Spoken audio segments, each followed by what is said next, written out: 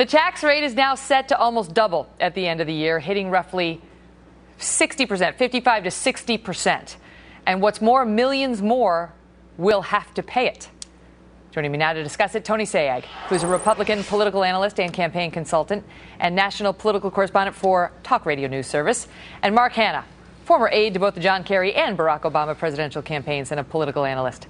So now the former congressman and I have set the stage for you two. You can take it from there. I don't know if we can live up to that, wow. Megyn. I gotta say, I miss talking to him.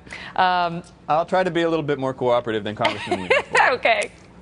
Nice glasses there, Mark.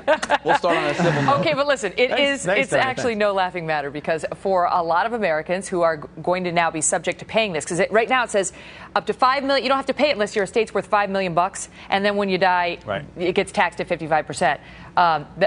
That's or 35%. Yeah, 35. But as of the end of this year, it's going to go way down to $1 million. An estate worth $1 million will get taxed at 55%. Tony, fair? Not at all. And the irony of this whole situation, Megyn, is there's been bipartisan consensus since 2001 when the first Tax Relief Act passed that brought down this death tax to obviously remedy this problem, because it's a totally punitive tax. All you have to do to have your family pay for it is die. There's something fundamentally wrong with that. And the other part of this that seems to be lost is it has no meaning to the federal government. The congressman was absolutely wrong in his numbers. It raises about $24 billion a year in revenue, and at the same time hurts the individual taxpayer far more than it helps the government, and it also slows down the ability to grow jobs and have the small business, private sector job creation we need to get economic recovery. Mark, the president chose not to make this one of the issues that he raised yesterday. He's focused only on, sort of the middle class right now. Sure. And that's what Congressman Weiner was trying to say. These are super rich people. If you got an estate worth $1 million, you're rich. You can afford to pay another 55% in taxes, and too bad on your kids. Look, this is absolutely a tax that is targeted for the wealthy. Only, a lot of people when they die give an inheritance to their kids. But the fact of the matter is this is only affecting 1% of those inheritances, even when it goes down to the $1 million mark. So if you're a viewer and you're watching at home and you're wondering whether this death tax is going to affect you, it's not. And in fact, it's such a misnomer. This sort of evil genius in the Republican Party, Frank Luntz, a Republican strategist, came up with this term death tax because he realized that he could scare so many people. Frank Luntz, the evil genius. Listen, he is an evil. Hey, I'll look, expound on who's going to be. Wait, let him finish his point, and then I'll go back to you, Tony. Yeah, look, to quote Creedence Clearwater here, who's going to be affected by this? It's the fortunate sons. It's the ones born silver spoon in hand. It's the one that basically didn't earn or didn't work for the money they've got. They inherited it. And it's that sort of aristocratic notion that we've tried are you keeping to that rebel myth against going? since the Are you Revolutionary keeping War that in this myth country. going? 1 in 5 Americans inherited their money, millionaires inherited their money. That means 4 in 5 actually earned it the old-fashioned way, living the American dream, which should be predicated on giving your children... But Mark is not talking about them. He's talking about their kids. He thinks their kids are spoiled brats and they shouldn't reap the rewards of their parents' hard work. But who do you work for, Megyn? Do you work for the state or do you work for your family? Tony goes and then who do you work for, the state or your family? Tony, and this Tony, only No, hurts. it's Tony's fault. It's Tony's turn, and then you, Mark. Thank you. This is like Megan's court today here. Look, you work. It affects family businesses, which means small businesses, farmers. This isn't about corporate psychons, who I know Mark and his colleagues don't like so much, who just put money in the bank and give their kids trust funds. Not to say that that's even the government's business in the first place. This is people who have slaved to get and earn what they have, who simply want to transfer the business that they grew and sacrificed for to the next generation with a minimum tax penalty. I think since there's been bipartisan consensus, we can agree. And Mark, you are now representing the fringe element even of the Democratic Party, since so many Democrats have agreed to reform this death tax since 2001. All right, let me just tee up the question to you this way, Mark, and then I'll give you the floor. The point I was trying to make with Anthony Weiner was, I pay taxes on my income. I already pay my income taxes. So then when I die, let's say, if I get paid $1 million and I pay, here in New York City, it'd be half that, right, to the government. Yeah. And then I die and I have an estate that ultimately is worth, let's say $2 million in the bank. Why, having paid on that money, should I have to pay another 55% for my estate? Why can't I just give it all to my kids? I already paid money on that, taxes on that money. The same reason you pay tax after you take your income tax as your small business person. If you sell your business, you pay taxes on the sale of the business. It's just, and most transactions in this country, for better or worse, get taxed, and that's how government gets its revenue and able to be able to. So is death a transaction?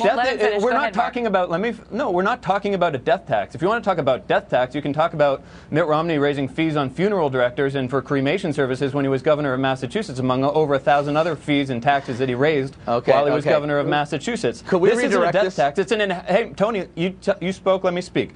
This isn't a death tax. It's a tax against massive inheritances from millionaires. Tony, do you think Paris Hilton should be getting a tax? This is not about Paris Hilton. Well, our economy. This is not about Paris Hilton. No, it is. She's one of the most and for you to represent that shows wait, let me jump in. Let me jump in, and I'll put it to you this way: Paris Hilton is, people always go to that because you think I don't care if she gets any money from her parents. She's already super rich.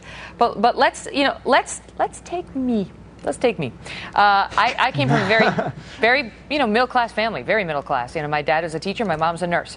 We didn't have any money, so I never had any money. I was let's just say I had some credit issues back in the college and law school days. But now I'm making some good money because I worked hard and I got this big job at Fox News. So hopefully when I die, and we're proud of you, I will have $1 million estate. I'm hoping I really will. Yeah.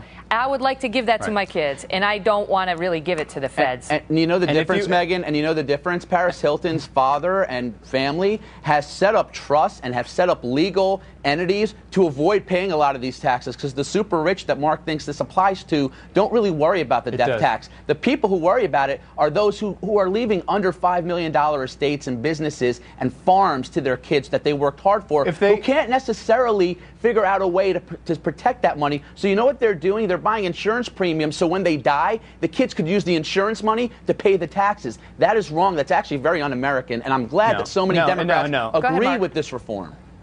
Tony, what's happening here, and the reason the Democrats, some congressmen, agree with this reform is because their wealthy backers are also millionaires. Look, family businesses, there's a myth that this is somehow going to hurt small family businesses. It's not. With some tax, but what simple about me, tax Mark? Tell me why I shouldn't be able to impact leave my estate to my kids after I've already paid 50% in taxes on it. Why can't I leave what's left over to my own children? Me, I'm not some rich millionaire. I'm a blue-collar gal at heart. Right. You can give them $1 million with no taxes on it. If you get a little bit more than $1 million, then the tax bracket is minuscule. The 55% figure you mentioned, that's for billionaires. This is when you personalized it. Let me personalize it. When my dad passed about 10 years ago, my two younger brothers and I each inherited a small, piece of land, a small acre of land. We didn't get taxed on that at all. So for Tony to call it a death tax, I think is offensive because when I experienced a death in my family, nobody got taxed. It's a complete misnomer. I don't know your individual circumstance. I'm sure there was a value associated to the property, and you were taxed based on that value, Mark. But listen, let's go back to a study. The last study done in 2009 on this exact issue found that if you repealed the death tax, again, something that there's bipartisan support to do, you would create 1.5 million jobs. You would infuse $1.6 trillion of capital back into the small business economy. That is much more meaningful. Tony, you can listen, I gotta go, but I want to tell the viewers this. I want to tell the viewers this, okay? Wait, I gotta go, but I want to tell you. So right now, you're not subject to this unless you have an estate over $5 million, and then you get taxed up to 35%. At the end of this year,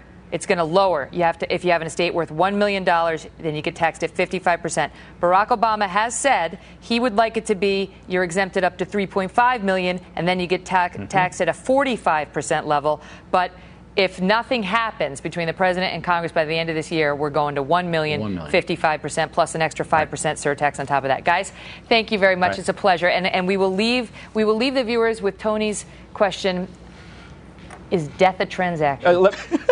Let 22 million jobs we grew under President Clinton. Oh, Mark, lighten up. Yeah, exactly. All right, Drop see the you talking soon. points. Oh, come on. See you guys.